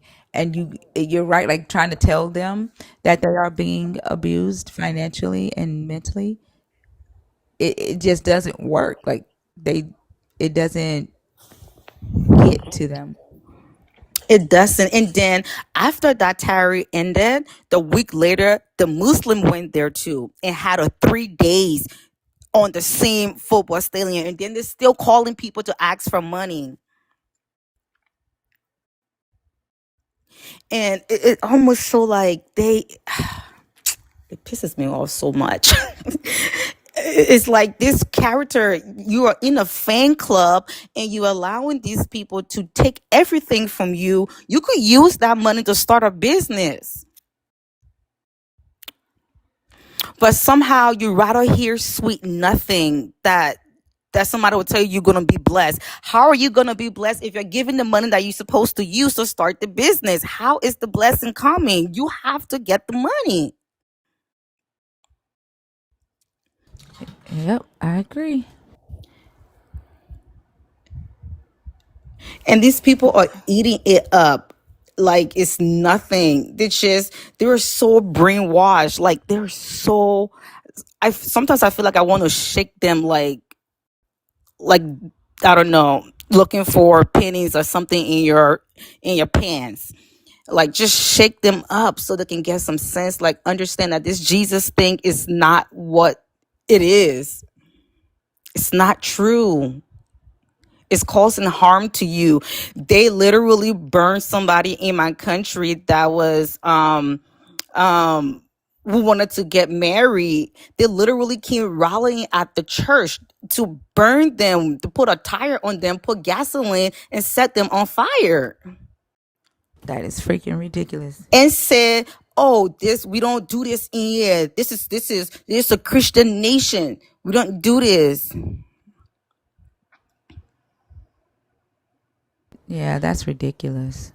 That's what I'm talking about. Like that type of mindset is dangerous as fuck. And if a God makes you want to set somebody on fire because of their belief, you ain't like you've got. If there was a devil, you are serving the devil. Like that doesn't make any fucking sense. And the crazy part is homosexuality banned in Africa long time ago. I always bring them back to century times. I always ask them, what do you think happens when the community man goes hunting for weeks and they're out in the farm? What do you think they're doing there? They were not just hunting, they're touching each other, then they get upset.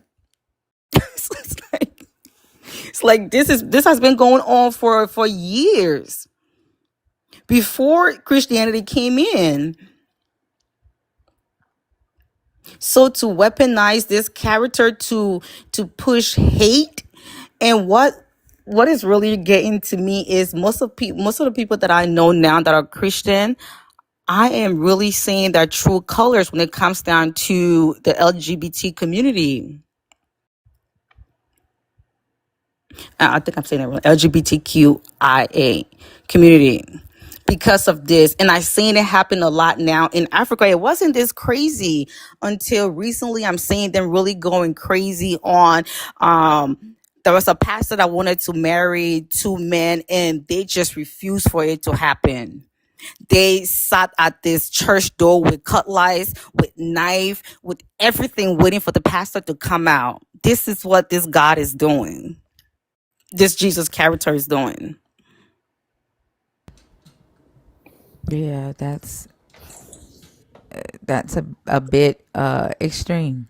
Not a bit. That's a lot of extreme. Yeah.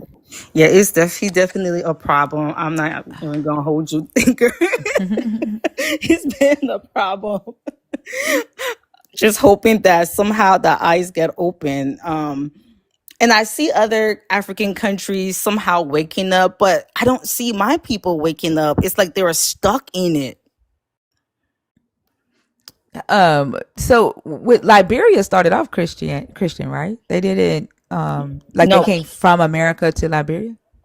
no, actually, that's not. No. So Liberia it goes all the way back, right? So when the slave got free here, when Lincoln got the money and shipped them to Liberia, the free slave that was here brought Christianity to Liberia. Oh, okay. So yeah, they brought Christianity to Liberia, and that's how they started to enslave the native that was there. Hence why we got an Independence Day. Our first Liberian president was Samuel Doe, and in order for him to become a president, he had to kill a lot of the free slaves. That's how the regime started. But when they brought it, they brought Christianity, they brought the whole presidency, because none of those things was happening. We all have there is 15 tribes, right? Every tribe have their own God, like own spirituality, deity. Today, or that it was like that before Christianity? That's how it was. No, the country is heavy in the Christian faith, but that's how it was. Is it Catholicism that they're heavy in? Pentecostal. Pentecostal. Okay. Yes, yes. Pentecostal, they're big in there. I know my father was a priest, my brother was an altar boy, and all that stuff, but they're big in Pentecostal. They're Baptist. I was a Baptist as well. Don't use caps in the comments, please. I'm sorry, I said that again. No, I'm saying I was a Baptist. They're big in Pentecostal. That's how they like to. They're the people that like to jump and shout in tongues and just all kinds of stuff. Yeah, that's traditional Pentecostal. Okay. Yeah. Okay. Yeah. Yeah. Well, did you have anything else, in a No. friend? I don't know why when I see your name, I see Sand Six because my my aunt's her son's TikTok name is it's Sand Six, and when I see your name, I see hers instead of Fran Six. Like, yeah. But did you have anything else? No, actually, I don't. I will be listening and being in the chat, keyboard warrior. Well, thank you for coming up. All right. Let All me right, down. I I always got want to you. say that. I Bye. got you. Have a good one. You too. Red stick atheist. Are you in the red? Is it skeptic atheist? Red state. Red stick. Red state heretic. Are you in the box on purpose? Uh, Lala, who's a nerd in the box? Big Blue 89. Are you in the box on purpose on accident?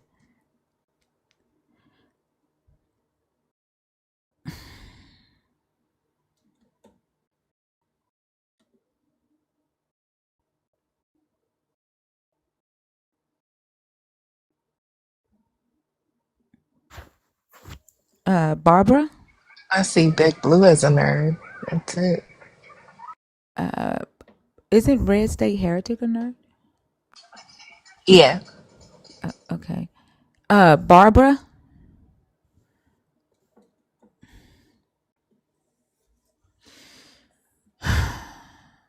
Okay, that they're not responding.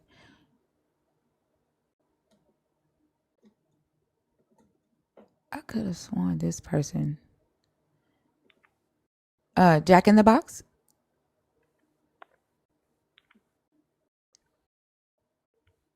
You know what's so crazy, Miss Gorgeous, is that if you scroll out and scroll back in, you'll learn that it's actually your phone.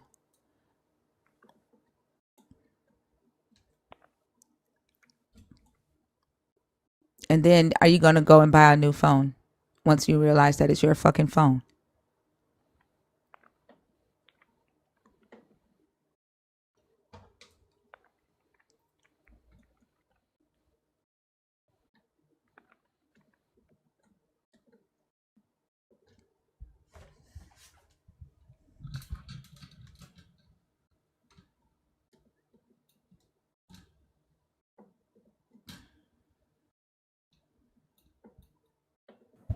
Yeah, they're a little Uh, bit slow E than will.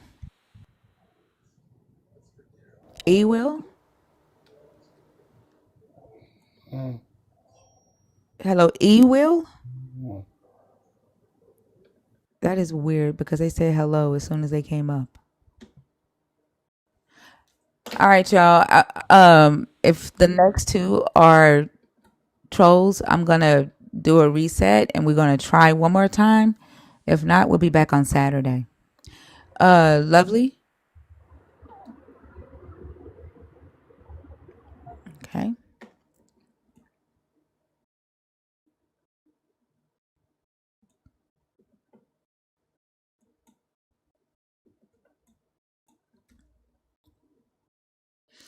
So something Hello, is like everyone. this is not my Hello, normal audience. How old are you?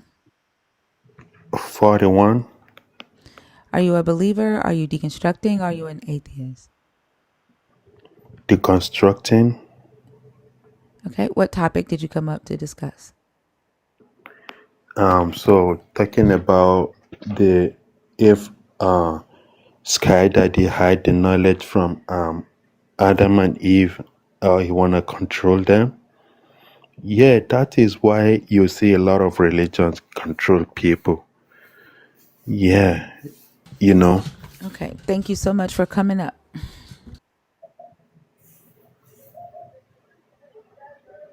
Can I go ahead or you want?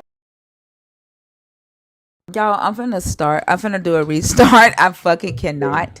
Something just does not feel right. I'm finna do a restart and I'll be back. Because if I don't, I'm gonna Okay. end this fucking live. All right.